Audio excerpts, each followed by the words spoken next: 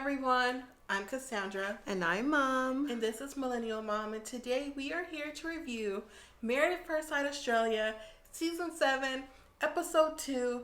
And what I'm starting to realize is these don't have titles to the show. Well, not right now. I mean, it's just the weddings. I mean, how do you really say?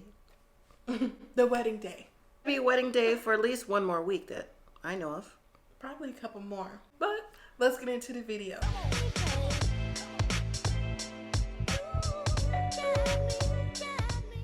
Our first couple is Amanda and Tash. Amanda's 34, Tash is 31. They both have similar dynamic in the way that they think about being married because neither one of them have had a relationship that they felt that they were special or that they were the one. And that's what they're both looking for. And I thought that was interesting on how the experts, matched them up. I think that's interesting that you found that out. Actually, because I wasn't even thinking about that. Yeah, they both said that as they went along. Well, anyways, we start off with Amanda, and she is one with a strong personality. She's always like, I'm not a pushover. We heard that again later on too, and how she's in her family, independent, everything. And what she wants most of is a relationship of a solid partner and the approval of her mom and dad. Yeah, I was 100% believing Amanda that she really wanted this. Mm-hmm. She was in this for all the right reasons. Uh-huh. And, even if her family doesn't really 100% agree, she says that her family is a traditional European family. And I'm actually kind of wondering what that looks like because I've never heard of that term before. But we do go on to see that before she gets married, she does talk to her mom. And she's emotional when she's talking to her mom because she said there's nothing in the world she wants is to be married, to have the experience of being married, how her friends, her families, her sisters, everyone's married. She wants that for herself, but she also wants her family there in agreement with her being married. Mm-hmm. And her mom agrees with that as she goes along and tells the reasons behind. But she did go on to say that, your dad may not be able to come, but we'll try to get him to come and see you get married. And she's like, yeah, that's all I want. So moving on, we meet Tash. And Tash is 31. She said that her friends describe her as a mix between David Bowie and a vampire. I'm like, David Bowie is a rocker and a vampire. That's different. Maybe for her tattoos. Maybe I don't know. I don't even know what David Bowie looks like. He's a rocker. So the thing I get from Tasha's personality is that she's strong too, but I think she's strong and looking for someone who can complement her being strong. And that, again, is something that I think the experts matched them on, both strong personalities. But Tosh, what she said was she's looking for someone to be romantic with her. And I said, see, there you go. She's looking for a relationship with that romance factor. So do you think these two pairings were actually a good pairing? I do think so to start. Two strong personalities. Someone's going to have to give a little bit. So we'll see as time goes on. I don't think it was 100% of a good match. And I say that because I feel like Tash is still a strong personality, but she's kind of has more on a soft side demeanor. Also, she's hit on by guys a lot and not by girls. So maybe when she has Amanda and she has that affection, Amanda might, try to maneuver somewhat in there. Anyways, we get to the wedding. And when Amanda's mom comes in to tell her that her dad's not coming, I was like, oh no, Amanda, be strong. But Amanda kind of felt it. Her mom was still saying that, your dad's not coming, but I'm here for you. Your friends and family are here for you. So pretty much go have a good day. We stand behind you. As Amanda's walking to the wedding venue, I actually thought her mom could have walked with her because she walked by herself. And I was like, that seemed a little bit sad. I would have took you if it was me. It probably wasn't traditional for them. So she probably wanted to have her own moment. Maybe so, but she walked, and once she got up to the altar, everyone was like, oh, ooh, wow. They started clapping, like, oh, okay, like she's a nice match. So then, when it was Taj's turn, everyone said the same thing. But you know what? There was just a smidge of awkwardness when they gave the vows, because in Amanda's vows, seemed like she hinted around with something. And two of the bridesmaids of Tasha's picked up on that afterwards. Did you pick up on it during? Not during, because they just met, so they could say anything. So I didn't pick up on it just yet. I picked up. I'm surprised you didn't pick up on it. You are usually the one keen with the eye on Married at First Sight. I know. I picked up on it when she was giving her vows and she told Tash to touch her heart.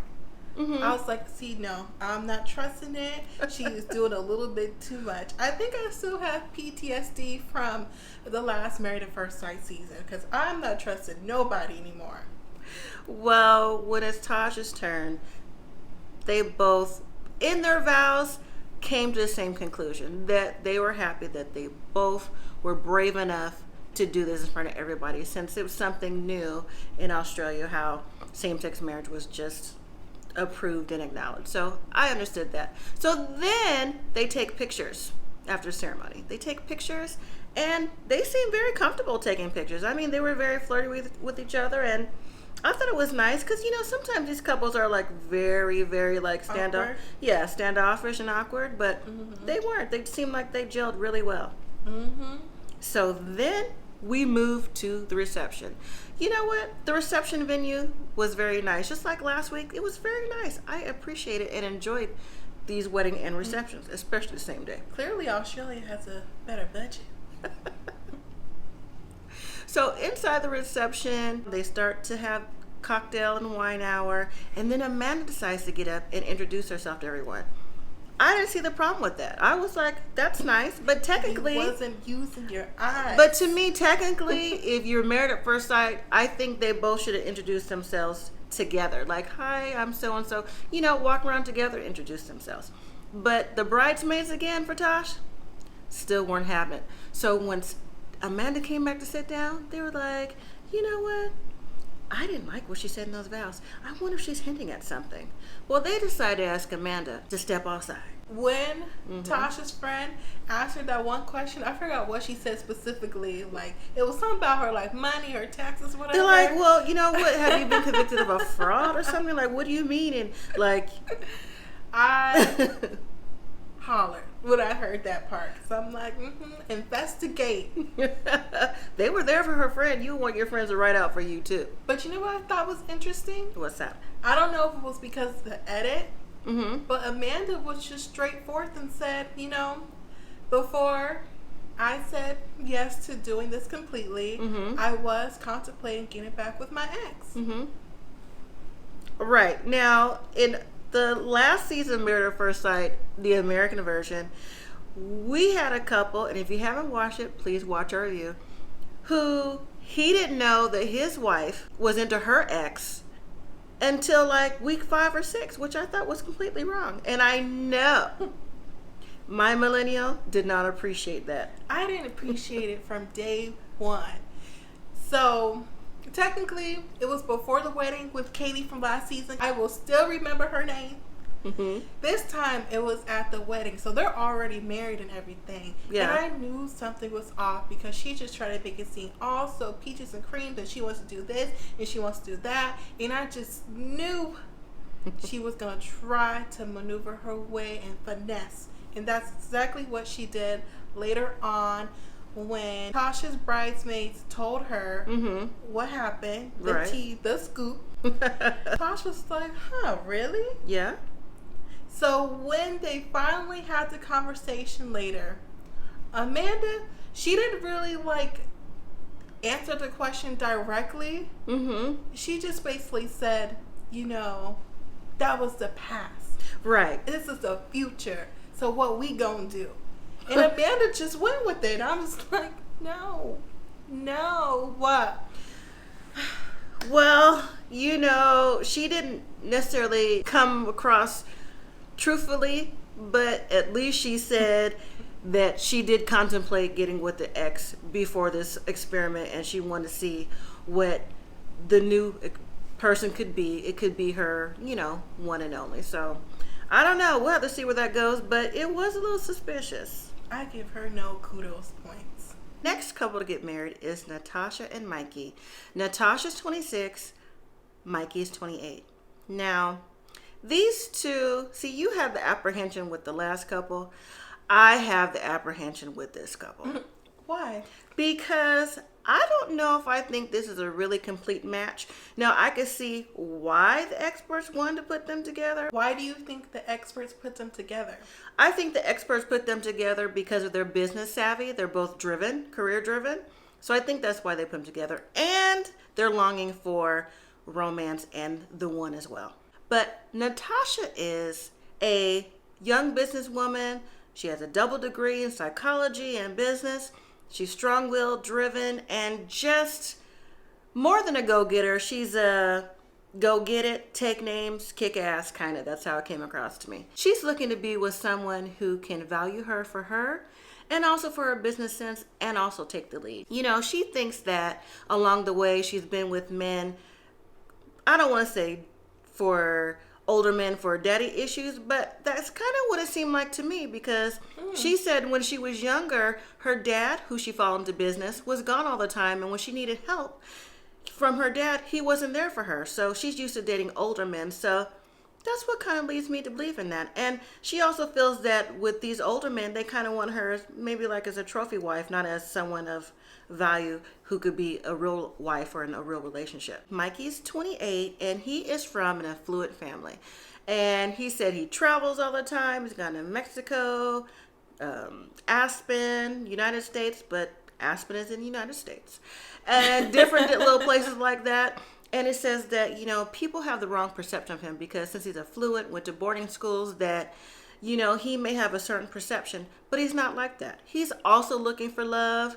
He loves his family, and he's really close to his auntie, who was born with a cord around her neck, so she's a little bit handicapped, and he takes care of her. He also is the owner or manager of their long-term facility for aging, which in the United States would be a long care facility or assisted living. He visits his aunt all the time.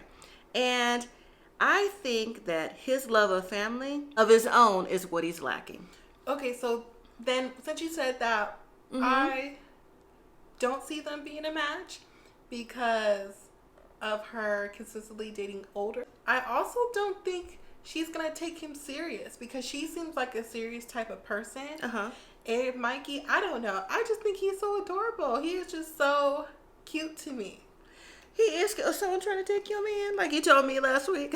No, you was on it for real. No. As always, they have to tell their family and friends.